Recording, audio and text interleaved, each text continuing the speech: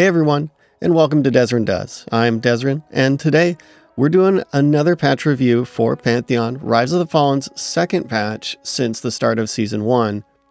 This one dropped early morning on February 27th, 2024, and this is a pretty small one, but I wanted to get a video out to you guys and give some of my thoughts on the changes and some additional info and hopefully context. So I'll skip the usual prefaces and let's just dig right into it, okay? So let's start with the happy stuff. The big fix here is the one for audio, which was cutting out completely on occasion for some people, which eventually would lead to a crash if you didn't restart first. That is fixed, thank goodness. This happened to me a few times and most of the people I was playing with, so that's fixed. Also, bandages should be able to cure the bleed caused by mangle. A lot of mobs use mangle, so yeah.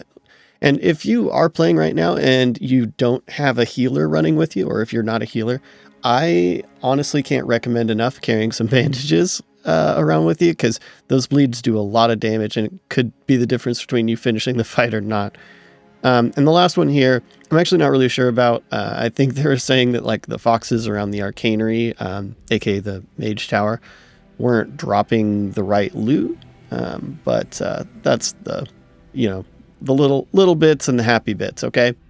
Now, for the big one, crafting skills now cap at 3 points per level. Now, previously, this was 5.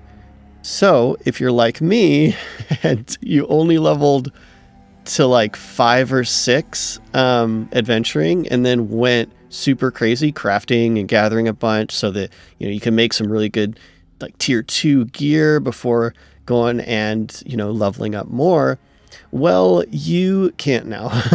You now have to be level 9, I believe, before you can reach the skill threshold, which is 25, to make tier 2 gear. Which also means you'd have to be level 15 to make tier 3 gear, and so on. Which, here's the first big bit of additional info that I wanted to get out there. Because initially this one just stings, right? If you leveled your crafting past the new cap, so for me, I was at 30, now I'm at 18 because of the new cap. You don't actually lose that progress. Okay, so if you gain a level, adventuring level, the skill levels stay there. They're still there. So, for example, if I leveled up to 10 or so, which is around what you would have to be to get skill level 30-ish, I would still have all those levels. I don't have to regrind all of that stuff, okay? Now, the next fix/update, crafting skill gains now occur at partial increments, similar to combat skills. Now, previously, you either just got a skill up or you didn't. Now, crafting skill ups are kind of just like everything else. You get little bits in between the skill ups. Now, on that note, the next thing. They disabled the cooking of Student's Feast food, which, if you didn't know, it's a food that increases your chance of skill ups across the board. And this ties in with the above because you'd basically, this is, I guess you'd say the meta or whatever, you would just make sure that you were eating Student's Feast whenever you were crafting, because it would pretty much guarantee a skill up every time you did a craft. Now that made it obviously way easier to level up your crafting, which led to the situation above being kind of what everybody does. So now, I'm not sure if this is just a temporary thing, maybe we'll get Student's Feast back in the future. Maybe it has to be reworked because that's not how it was supposed to work. I don't know, but it's gone right now. You still have them in your inventory, though. They're still in the game. So if you crafted them before the patch, you're now you have some very valuable stuff in your inventory. But yeah, now everybody's going to have to level up their crafting the good old-fashioned way.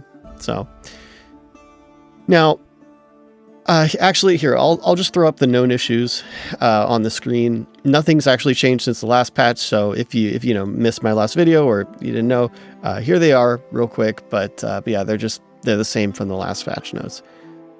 Okay, now, that's all the patch notes. So if that's what you're here for, have a nice day. But for those of you that actually asked and want to hear my thoughts on the change, I figure I'll just kind of, throw them here at the end. So firstly, a little reminder that I'm sure you know this, guys, but Pantheon, while it has adopted a more regular content release schedule, it still is very, very much in testing, and pretty much anything can happen. We ended up having to wipe a week into season 1 because there was some just really big bugs. And in this case, the big crafting change, a week later. So, it can happen. But the changes in this patch are more a reflection of larger changes coming along. And in case you didn't know, crafting has just a ton more work to do. We just got it last year. And so it's still kind of in its infancy. And even today, Nefel, who is the main crafting dev for Pantheon, he kind of was going on talking about how, woodworking, it's getting a whole revamp. And that's carpentry, wood carving, fletching, making, anything with wood. And that ties in with another update to wood cutting, which is also getting an update, and which he says is actually hopefully due by the end of season 1. So that's pretty soon, which, that is going to change the loot that we get from trees. So fruit trees aren't going to drop, fruit specific wood like apple wood or walnut wood, all that stuff. And alongside that, we're doing away with branches entirely. So what we get from trees, usually people just sell them, but those aren't going to be a thing anymore. And personally, this kind of sounds like we're just going to have broad types of wood instead of tree specific. So, I don't know what they'll call it, but yeah, that's just what I think sounds like he's saying. But anyway, we'll see soon enough. But, also alongside that update, that means they'll be putting gatherable trees into the new parts of Avendir's Pass. And so it's just a lot of stuff all at once. And that's just on the crafting side. Now, this kind of brings me to my thoughts and why I think the cap has been lowered, or why the cap is in the game at all. Because anyone that's been around knows, I'm pretty sure Neff doesn't want crafting to actually be throttled by adventuring in the long run. I think we're all pretty big fans of games that tell, if you want to just be a crafter, you can just do that. Now, but the reason it sounds like that these caps are enforced right now is because, again, as many of you in testing know, what players do is we just get to skill 25 as soon as possible, and then we make really, really good gear, maybe by level 5 or so. You can make, anyway. And then when we have that good gear, we go and we continue to level adventuring because we're super OP now.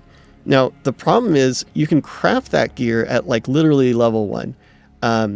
Or you can craft gear at level 1 that is basically the equivalent of, I'd say, level 9 or 10 mobs. Actually, specific example. So, tattered leather, crafted armor, has the same AC as patch hide, dropped armor. And patch hide doesn't drop off of mobs until you're getting, at least level 8 mobs. It's pretty high up there, and you can make that a level 1. So it's just really out of balance. And I think that's what's causing some issues when it comes to designing the adventuring content for Pantheon right now, which, what I mean is the kind of standard player practice is everybody is running around with the equivalent gear of a character that's 10 levels higher than they are. And that means basically everybody is just super twinked out, which makes adjusting difficulty and designing content really hard. Because do they accommodate for everyone being overly powerful? Down the road, as more of the game comes into focus, that won't be always the case. But for now, it is. But then if they don't accommodate players, they're going to think the content's too easy, right? So that's just going to really skew the feedback. And so it's a really tough balance. And so the skill caps, I believe, are there to kind of level the playing field a bit until more aspects of the game come online. And, to be clear, you can still make great gear and give it to low level players. Like, items still don't have hard level requirements for the most part. So, but it does mean that you can't do it so easily. And I think specifically so soon. So now, the skill cap and thus the level requirement to craft the gear is roughly equivalent to what you can get while adventuring, which I think, that makes sense, especially for the reasons like I just mentioned. And then later on in the season, I'm sure we'll see, plenty of high levels giving out, great crafted gear. So, don't fret. And remember, if you did level your crafting before the patch, you still have those levels, okay? You just gotta level up adventuring a bit to get to reach the threshold where you can craft the tier 2, tier 3 and stuff. But yeah, anyway, I just wanted to add my thoughts and hopefully shed some light on kind of the why, I believe. So if you enjoyed or just appreciate me reading out the patch notes for you guys, please, like the video. And of course, if you think I deserve it or you just want to make sure that these videos show up for you as soon as they're up, remember to subscribe to the channel. And yeah, I'm pretty stoked, getting fairly close to like 200 of you guys. And I'm very thankful to know that folks are, enjoying my content, or at least finding use in it. So thank you everybody for joining me. And with that, have a great day and I'll see you all next time.